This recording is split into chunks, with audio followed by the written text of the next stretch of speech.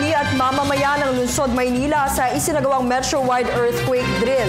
Ang detalye sa ulat ni Ara Perez. Ng sirena, bumaba at naglabasan ang mga estudyante ng Universidad de Manila at mga empleyado ng isang malaking mall papunta sa Bonifacio Shrine dito sa lungsod ng Maynila. Dito rin ang punta ng mga ni-rescue, nasugatan, nahimatay at yung iba pang nangangailangan ng first aid. Mayroong 200 kasapi dito ng Manila Disaster Risk Reduction Office at iba pang volunteer rescue teams. Kahit na drill lamang ito, kumpleto sa equipment ang rescue team, maging sa pagkain at may high-tech pang water purifier.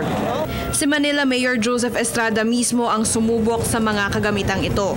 Personal din nitong pinangasiwaan ang buong drill. Hindi na bago sa mga Manileño ang ganitong earthquake drill dahil noong nakaraang taon ay sinimulan na nila itong gawin dito sa lungsod.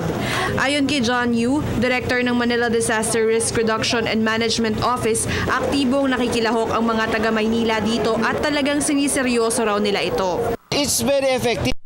We put it on 85%, no?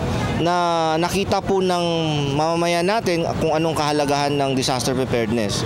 This is very effective also for the students in which syempre hindi po ito na masyadong naituturo sa eskwelahan. And kalaban po natin dito is Mother Nature. Hindi po natin alam kung kailan magsisimula. So, mas maganda po lagi tayong handa. Ang bawat buhay nga raw ay mahalaga at ayon sa mismong alkalde ng Maynila, overall ay handang-handa na ang lungsod sakaling tumama ang ika nga ay the big one.